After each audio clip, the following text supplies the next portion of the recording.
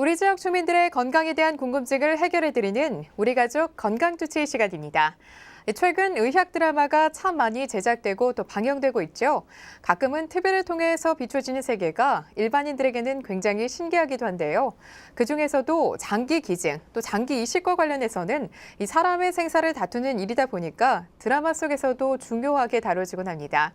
그런데 이 장기 이식과 기증, 우리 일반인들은 잘 모르는 분야라서 그런지 사실 좀 어렵기도 하거든요. 그래서 여러분의 고민을 풀어드리기 위해서 오늘 자리를 마련했는데요. 방송 보시다가 장기 이식과 기증과 관련해서 궁금한 점 있으신 분들은 아래 나가는 번호로 연락 주시고요. 그럼 오늘의 주치 소개해드릴게요. 명지병원 외과 이정훈 교수님 모셨습니다. 교수님 안녕하세요. 네, 안녕하세요. 네, 먼저 가장 기본적인 개념부터 여쭤볼게요. 이 장기 기증과 장기 이식 굉장히 많은 분들께서 어려워하시는 주제거든요. 네. 어떤 걸 가지고 이 장기 기증과 장기 이식이라고 부르나요? 먼저 이제 장기라고 하려면 우리 몸에서 생명을 유지하기 위해서 기본적으로 작동하고 있는 몸의 기관인데요. 이제 심장이나 간, 네. 신장 같은 것을 이야기하고요.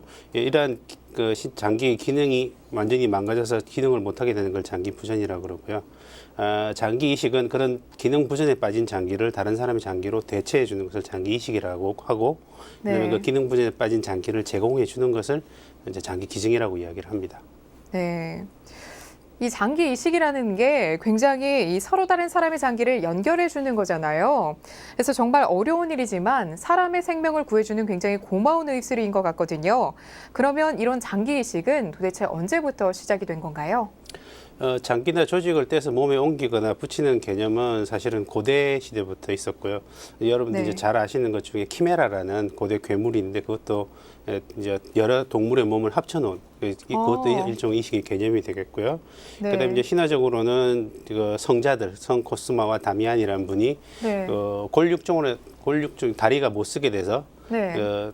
그 다리를 못 쓰게 된 그 부자의 한쪽 다리를 잘라내고 그다음에 이제 죽은 이디오피아 노예의 한쪽 다리를 붙여주는 이제 성화로 남아 있습니다. 그런 것들에서 이제 이식의 개념이 발달을 했고요. 네. 실제로 이제 여러 시도가 있었지만 대부분 결과는 나빴고 성공적인 이식은 이제 1967년도 미국에서 네. 브리가맨 영 대학에서 네. 그 일란성 쌍둥이 간의 신장 이식 수술이 성공적으로 시행이 돼서 최초의 성공적인 신장 이식은 그때가 최초라고 이야기할 수가 있고요. 우리나라도 그렇게 늦은 건 아니고요. 우리나라도 1969년도에 서울 성모병원 이용각 교수팀에 의해 가지고 어머니의 신장을 아들에게 공유해서 그 신장 이식 수술이 성공적으로 시행이 됐고, 네. 그다음에 이제 딱 10년 뒤인 1979년도에는 이제 뇌사자를 이용한 장기 이식이 시행이 되었습니다. 네. 이 우리나라에서 최초로 장기 이식을 실시한 건 1969년이고 이 뇌사자의 장기 이식에 성공한 건 1979년이라는 거죠, 선생님. 네, 그럼 이 뇌사자 장기 이식에 대한 부분이요. 이 많은 분들 지금은 이 사람들의 생각과 인식이 많이 변화되긴 했지만 옛날에는 말이 굉장히 많았던 부분이잖아요. 네. 어떤 과정을 거쳐서 현재까지 이르게 됐나요? 79년도에 우리나라 최초로 이제 장기 이식, 뇌사 공여자의 장기 이식을 성공을 했고, 이제 그때부터 이제 뇌사 공여자, 뇌사라는 것에 대한 정의와 개념을 정립하기 위한 여러 가지 노력들이 있었습니다. 그래서 이제 1983년도에 대한의사협회 주도로 죽음의 정의 특별위원회가 구성됐고요. 1999년도에 이제 장기 기증 및 이식에 관한 법률이 국회에서 제정이 되었고, 2000년부터 그 법이 시행됐습니다. 그 전에는 이제 각 그 의료원별로 시행하던 또 뇌사 이식 수혜자 등록과 관리를 이제 국가기관에서 코노스라는 국립장기이식관리센터에서 진행을 하게 됐고요. 네. 그다음에 이제 2010년부터는 뇌사 장기 기증을 증진하기 위한 어떤 특별법이 발효가 되어서 그 뇌사 장기 기증 관련 업무를 국립장기기증원이 지금은 시행을 하고 있습니다. 네. 그동안 우리나라에서도 이 장기 기증과 이식을 위해서 체계적으로 관리하기 위해서 많은 노력들을 기울여 왔다라는 것들을 알 수가 있었는데요. 그런데 이 장기 이식이라는 게요, 말 그대로 이식할 수 있는 장기가 있어야 하는 거잖아요. 네. 그 기증자가 있어야 된다라는 건데 이식을 받고자 하는 사람은 많은데 기증자가 굉장히 적다라고 알고 있거든요. 네. 어느 정도인가요? 지금 2014년 말까지 국립장기이식센터에 등록된 이식자 수는 약 2만 4천 명이고요. 이식 대기자 수는 2013년도 통계에 의하면 간이식이나 신장이식 같은 경우 한 해 수혜를 받는 환자가 전체 이식 대기자의 한 10% 정도에 불과합니다. 그림에서 보시는 것처럼 간이식 대기자는 해가 갈수록 이제 기하급수적으로 늘어나고 있고요. 그에 비해서 뇌사나 생체를 통해서 이식을 받는 환자 수는 그에 아주 미미한 속도로 늘어가고 있고요. 신장 이식의 경우도 마찬가지입니다. 지금 신장 이식 되기 전에 2013년 통계에 의하면 약 15,000명 정도가 통계로 잡혀 있고요. 실제로 이식을 받은 경우는 그거의 10% 미만으로 나와 있습니다. 이 장기 이식을 기다리고 있는 사람은 굉장히 많은데 장기가 없다라는 거잖아요. 왜 그런 건가요? 사실 의학 기술이나 과학 기술이 많이 발달을 했고 이에 대한 연구들을 많이 진행을 하고 있지만 아직까지는 완벽하게 대체할 수 있는 인공적인 장기를 개발이 되지 않은 상태고 현재로는 불가능한 상태고 가장 현실적인 이제 장기 공급원이 똑같은 인간이기 때문에 기증을 받을 수 있는 장기가 제한이 있을 수 있고 또 생체 같은 경우에는 살아있는 사람으로서 장기를 제공받는 거기 때문에 기증받을 수 있는 장기나 종류의 제한이 많고 또한 이제 기증자 또한 기증 이후의 삶에 대해서도 생각을 해야 되기 때문에 이식 장기 기증의 자체 숫자가 워낙 적게 나타날 수밖에 없습니다. 이 생체 이식은 굉장히 어렵다 하더라도 이 앞서 말씀해주신 뇌사 기증자들이 있잖아요. 이 뇌사 기증자들이 있는데 그래도 어려운 건가요? 사실 이제 장기 이식에 필요한 장기를 가장 많이 얻을 수 있는 게 뇌사입니다. 뇌사 이식인데 하지만 국내에서는 이제 뇌사 장기 기증률이 다른 외국에 비해서는 상당히 낮은 편이고요. 실제로 이제 표에서 보시면은 스페인, 미국, 이탈리아, 영국이 있는데 스페인이 보통 뇌사 기증하는 비율이 인구 100만 명당 약 34명에서 35명이고요. 우리나라는 현재까지 100만 명당 8명 정도 기증을 하고 있습니다.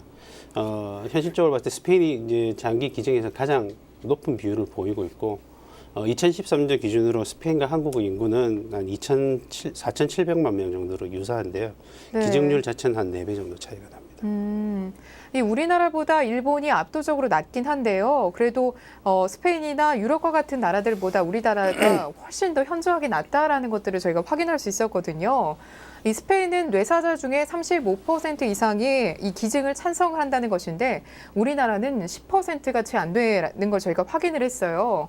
왜 그런 걸까요? 이 숫자가 한 35%는 아니고요. 100명에 대한 기증 인구 수가 35명이라는 이야기인데요.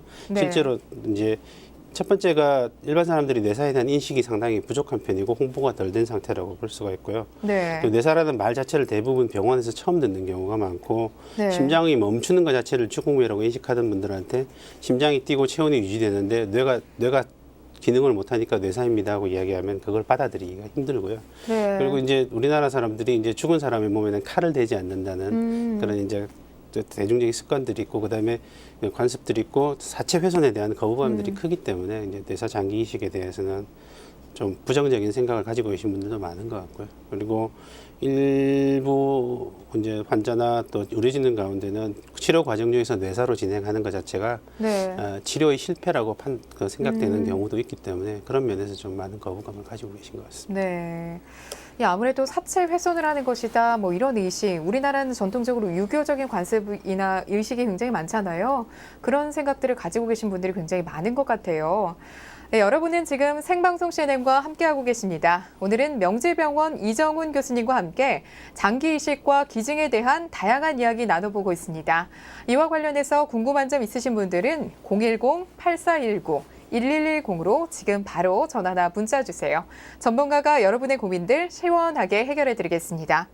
그렇기 때문에 앞서서 저희가 인식 얘기를 했잖아요. 인식들. 그렇기 때문에 이 인식을 바꾸기 위해서 저희가 다양한 노력들이 필요할 것 같거든요. 그런 이제 노력들을 우리 이제 의료원이라든지 아니면 이제 국가기관들에서 많이 홍보를 하고 있고요.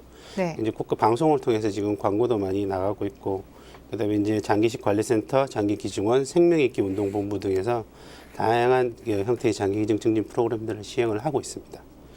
이제 근래 이제 장기 기증에 대해서는 일반인들 인식 변화가 많이 있었는데요. 이제 최근에 예로 2000년 후반에 고 최효삼 선수님, 최효삼님께서 이제 권투 시합 중에 뇌사로 진행을 하셔서 장기 기증을 하시고 떠나셨을 때 장기 기증을 원하시는 분들이 숫자가 대폭 늘어났었고요. 실제로 이제 기증의 숫자도 많이 늘어났었고, 그다음에 이제 고 김수환 추기경께서 선종하셨을 때도 안구를 기증하고 가셨기 때문에 그 시점들로부터 이제 장기 기증에 대한 인식들은 좀 많이 변하고 있다고 생각을 하고 있습니다. 네. 이렇게 장기 이식에 대한 어떤 의식들이 조금 더 좋게 변화하고 있다라는 얘기 해주셔서 저희도 정말 다행스럽게 생각하고 있는데요. 이 앞서 말씀드린 대로 우리나라의 경우에는 뇌사자의 경우에 이 기증률이 조금 낮은 편이잖아요. 죽음에 대한 정의가 조금 다르기 때문이 아닐까라고 생각하거든요. 그럼 죽음에 대한 정의를 저희가 먼저 내려봐야 될 것 같아요. 네. 죽음이라는 거는 이제 질병이나 외상 이런 것들로 인해서 신체에 있는 장기들이 정상 기능을 못하게 되고 그로 네. 인해서 더 이상 생명을 유지할 수 없는 상태가 되는 것을 이제 죽음이라고 정의를 하고요. 네. 이제 그 죽음에 이르는 종류를 우리가 이제 심장사와 뇌사로 구분을 하고 네. 가장 보편적으로 많이 알려진 게 심장사입니다. 심장사는 이제 심장의 합동이나 폐 기능이 멈춤으로 인해서 다른 장기의 영구적인 손상을 가져서 사망에 이르게 되는 거고요. 뇌사라는 것은 이제 뇌에 가해진 회복 불능의 손상이나 질병으로 인해서 네. 뇌 전체의 기능이 완전히 상실돼서 이제 뇌가 하는 기능이 우리 몸의 신체 전체의 균형이라든지 기능을 조절하는 역할을 하게 되는데 그 조절 네. 기능을 상실함으로 해서 그 결과로 다른 장기들도 스스로의 기능을 상실해서 죽음에 이르는 걸 뇌사라고 이야기를 합니다. 네. 앞서 교수님께서 이 죽음의 정의는 뇌사와 심장사가 있다라고 얘기를 해주셨어요. 그런데 지금 저희는 계속해서 이제 뇌사자의 장기 이식에 관련된 얘기만 계속하고 있잖아요. 이 뇌사자의 장기 이식만 가능한 경우가 있는 것 아닌가라는 생각을 하고 있거든요. 이 심장사 한 사람에게서는 왜 장기 이식을 할 수가 없는 건가요? 이제 심장사 같은 경우에는 심폐 기능이 멈추게 되고요. 심폐 기능이 멈추게 되면은 각 장기에 필요한 산소라든지 영양분의 공급이 불가능하게 됩니다. 그렇게 되면 장기들이 그 순간부터 손상을 받게 되죠. 손상을 네. 받게 되고 우리가 이식에 필요한 장기들은 정상적이고 건강한 기능을 유지를 해야 되는데 네. 그런 기능을 유지 못하게 되는 상태가 되기 때문에 단 심폐사에 의한 사망인 경우에는 장기 기증이 거의 불가능합니다. 그래서 심장사에 관한 그 심장사로 인한 그 사망자는 장기 이식이 거의 어렵다라고 얘기를 해주셨어요. 지금 방송 보시고 연락 주신 시청자분이 계시다고 하거든요. 지금 바로 한번 연결해 볼게요. 여보세요? 여보세요. 예, 안녕하세요. 네, 안녕하세요. 예, 전화 주셔서 감사드리고요. 어떤 부분들이 궁금하셔서 전화 주셨나요? 전 장기 간이 안 좋아서 네. 간 경화에서 간암이 그 뇌제로 내가 지졌거든요.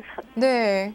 3년 됐나 그런데 복수가 차가지고 이랬는데 이제 네. 기증을 받고 싶은데 받을 길이 없는 것 같아가지고 네. 지금 방송을 보니까 예. 지금 해서 한번 전화 드려봤어요. 네. 지금 간 경화에서 간암으로 치료를 받으셨대요. 3년 전부터요. 지금 간에 복수도 차고 하시는 상황이라는데 어떻게 좀 해결 방안이 없을까요?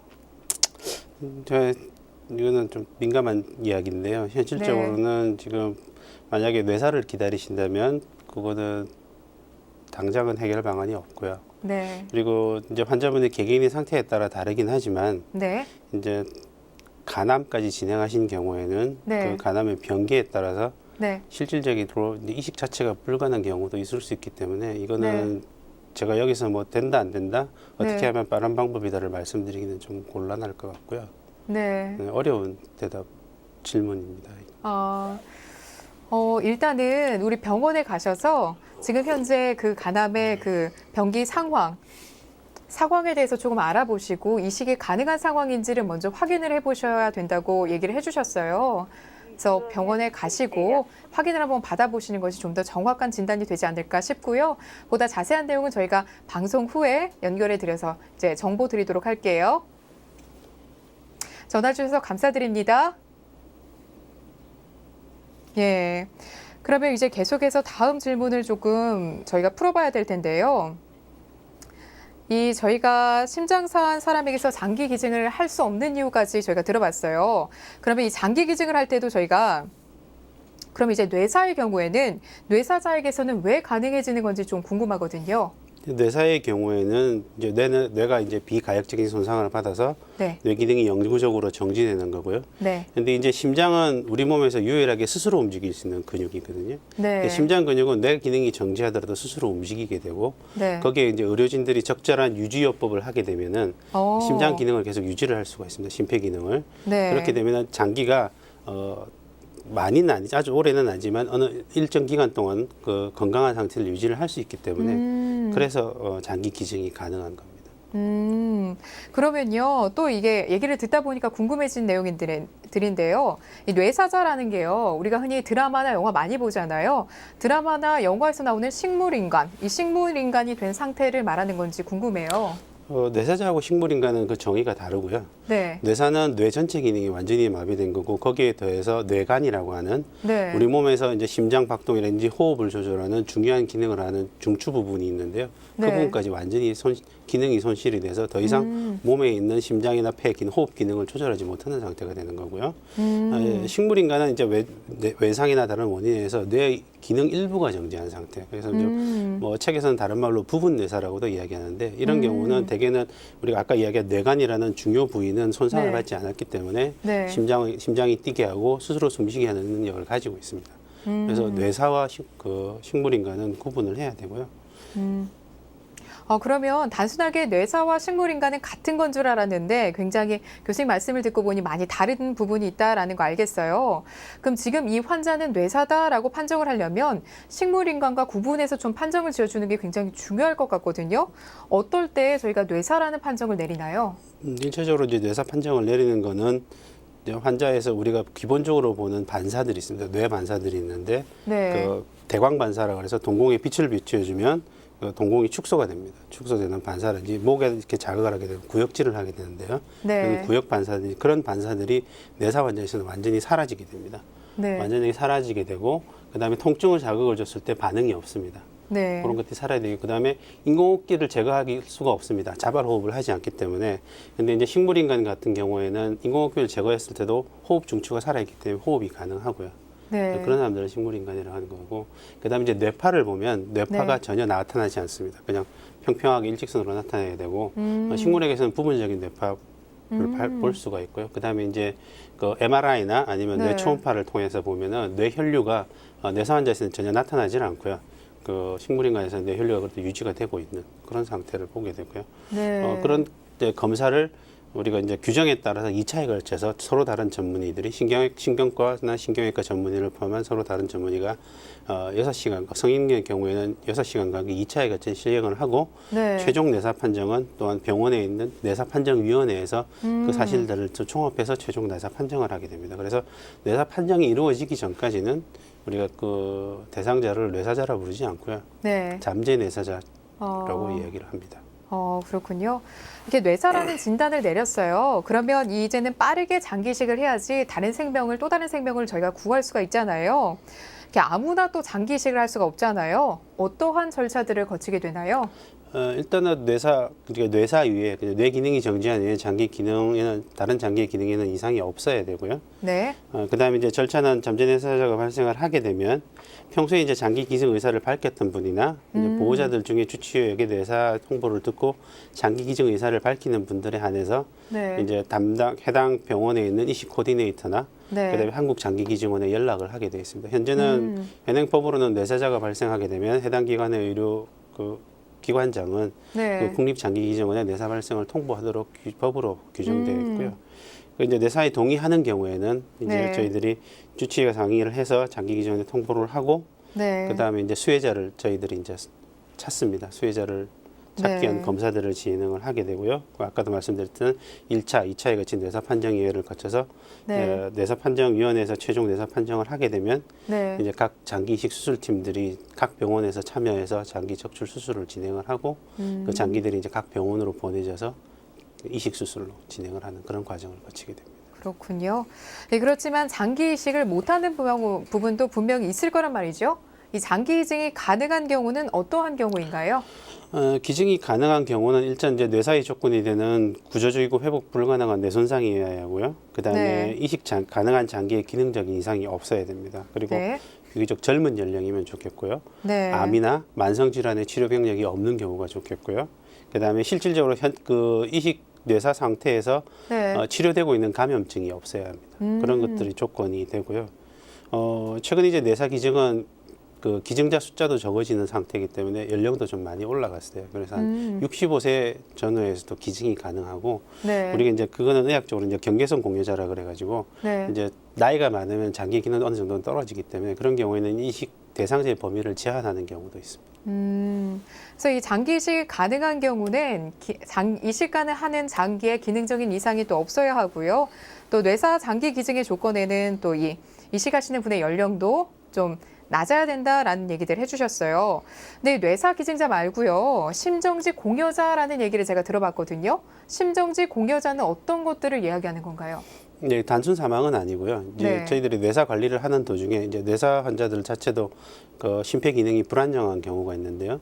우리가 이제 뇌사 관리를 하는 중에 갑자기 심정지를 일으키는 경우가 있기 때문에 네. 이제 그런 경우에는 1차 뇌사 판정이 되고 상태가 불안정하다고 판단이 되는 경우에 우리가 이제 관류를 미리 준비를 합니다. 뇌사를 하기 위해서 피를 제거를 하고 그걸 이제 관류용으로 채워야 되는데 네. 그거를 이제 사망 직전에 미리 준비해 놓은 상태에서 환자의 심폐가 정지되는 순간 관류를 시작해서 장기들을 냉각을 시키고 네. 즉시 수술방으로 들어가서 이제 장기 적출을 시작을 하게 되는데요. 그런 경우를 이제 심정지 공여자라고 그러고요. 그건 이제 단순 사망하고 다르기 때문에 네. 조금 그 국내에서도 지금 이제 각 그 대형 의료원들에서는 그 가끔 심정지 공여자에 의한 장기 이식은 진행이 되고 있고 심정지 공여자의 경우는 이식할 장기 수가 좀 제한되는 면도 있습니다. 그렇군요. 지금 저희에게 실시간 문자 상담 주신 분이 있으셔서요. 요거 한번 보고 갈게요. 5831님 문자 주셨는데요. 이 장기 기증을 요즘 많이들 하는데 이 장기 기증은 사망 후에 적출을 하나요? 한다면 어떤 방법으로 또 어떤 시기에 적출을 하는 건지 궁금하네요. 라고 해주셨어요. 어려운 질문이신데요. 어려운 질문이에요. 이제 엄밀하게 이야기하면 장기 적출을 하는 시점에서 환자는 뇌사로 판단이 되었고 네. 법적인 정의에 의하면 사망이 선언된 상태입니다. 네. 이제 사망이 선언된 상태지만 이제 심장의 기능은 유지를 하고 있는 거고 이제 그 상태에서 이제 마취를 하게 되고 네. 정상적인 사람들이 수술하는 절차를 모두 다 거칩니다. 마취를 네. 하고 이제 개봉을 해서 네. 각 장기 혈관하고 혈관들을 모두 박리를 해서 한 다음에 이제 혈관을 통해서 우리가 관류액 장기 보존액을 투입을 하게 되고요. 네. 전체적인 장기를 냉각을 시킨 다음에 각 장기를 부분별로 간, 신장, 췌장, 심장, 폐장을 따로따로 떼어내게 되고 네. 이제 떼어낸 후에 이제 남은 이제 시신에 대해서는 우리가 다시 복원을 해서 네. 이제 유가족들에게 다시 돌려드리게 됩니다. 네. 예, 그러면요. 이 3478님께서 또 문자 상담 주셨거든요. 이 조직 기증이라는 것도 있던데 이 조직 기증은 장기 기증과는 다른 개념인가요? 라고 얘기를 해주셨어요. 네, 조직 기능하고 장기 기능은 조금 다른 개념이고요. 네. 이 장기라는 거는 하나의 그 독립된 기능을 하는 그 형태가 있는 기관을 장기라 그러고 조직은 이제 근육이나 뼈 이런 것들하고 그다음에 이제 그 기관에서 일부분 네. 이제 가장 많이 쓰는 것 중에 심장 판막이 있습니다. 네. 그런 것들을 이제 조직 기증이라고요. 조직 기증과 장기 기증은 동시에 이루어질 수도 있고 따로 이루어질 수도 있습니다. 그리고 조직 기증의 경우에는 뇌사가 아니더라도 이제 그냥 단순 사망의 경우에도 조직 기증은 가능합니다. 네. 알겠습니다. 자, 네, 교수님 오늘 좋은 말씀 잘 들어주셨습니다. 나와주셔서 고맙습니다. 감사합니다. 오늘은 명재병원 외과 이정훈 교수님과 함께 장기 이식과 기증을 주제로 이야기 나눠봤습니다. 많은 도움 되셨길 바라고요. 내일은 여러분의 재테크를 도와드리는 시간 준비했는데요. 그중에서도 많은 분들이 궁금해하시는 해외 펀드에 대해서 알아봅니다. 어려운 펀드 투자, 기본부터 충실히 배워볼 테니까요. 내일도 저희 생방송 CNM과 함께해 주시고요.